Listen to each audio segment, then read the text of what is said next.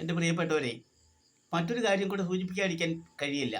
ഈ 18,000 രൂപ ഓഫർ ചെയ്യുന്ന സമയത്ത് എന്നോട് പറഞ്ഞു, ഇനി പുസ്തകം എത്ര വിറ്റാലും ഒരു പുസ്തകത്തിന് 3% റോയൽറ്റിയെ കിട്ടത്തുള്ളൂ. റോയൽറ്റി തരും 3%. ഞാൻ അവളിരുന്ന് കണക്ക് കൂട്ടി. 70 രൂപ വിലയുള്ള ഒരു പുസ്തകം വിറ്റാൽ 3% എന്ന് വെച്ചാൽ 7 3 21, 2 രൂപ 10 പൈസ എനിക്ക് തരുന്നത്. 70 രൂപ വിലയുള്ള ഒരു ബുക്ക് വിൽക്കുമ്പോൾ 2 രൂപ 10 പൈസ റോയൽറ്റി ആയിട്ട് എനിക്ക് തരും. കേട്ടാൽ തോന്നും അതിൻ്റെ മുതൽ മുഴുവനും, ആ ഫംഗ്ഷൻ നടത്തിയതിൻ്റെ മുതൽ മുഴുവനും കക്ഷിയുടെ കയ്യിൽ നിന്ന് എടുത്ത് ചിലവാക്കിയതുപോലെയാണ് പറയുന്നത്. നാണമില്ലാത്തവൻ. അവന് എന്താ പിന്നെ പറയുക?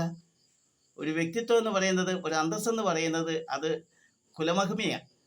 അത് ജനിച്ച കുടുംബത്തിൻ്റെ ഒരു മഹിമയും അന്തസ്സും അച്ഛൻ്റെയും അമ്മയുടെയും ആ നല്ല സ്വഭാവങ്ങളിൽ കൂടെ വളർന്നു വന്നവരും ഒക്കെ ആയിരിക്കണം.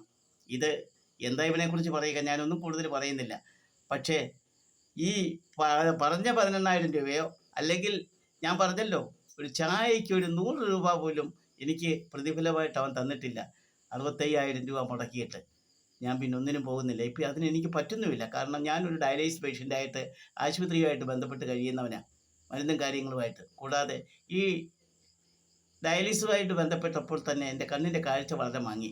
2 3 ഓപ്പറേഷനൊക്കെ ചെയ്താൽ എങ്കിലും വളരെ മങ്ങലാണ്. ശരിക്കൊന്ന് വായിക്കാൻ പോലും എനിക്ക് പത്രം വായിക്കാനോ പുസ്തകം വായിക്കാനോ ഒന്നും പറ്റുന്നില്ല.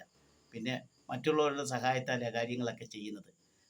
എനിക്ക് ഒരു വഴക്കിനോ കേസിനോ പോകാനുള്ള ഒരു കഴിവുമില്ല. തന്നെയല്ല, ഇത്രയും കാശും മുടക്കിയിട്ട് ഇനി എൻ്റെ മക്കളോട് എനിക്ക് കാശ് വേണം എന്ന് ചോദിക്കാനും എനിക്ക് വളരെ പ്രയാസം. അതുകൊണ്ട് നിങ്ങൾ തീരുമാനിക്കുക, ഇതുപോലുള്ള നികൃഷ്ട ജീവികൾക്ക് ഈ ഭൂമുഖത്ത് എന്താ സ്ഥാനമെന്ന് നിങ്ങൾ ആലോചിക്കുക. ഞാൻ വിട്ടുതരുന്നു. നമസ്കാരം.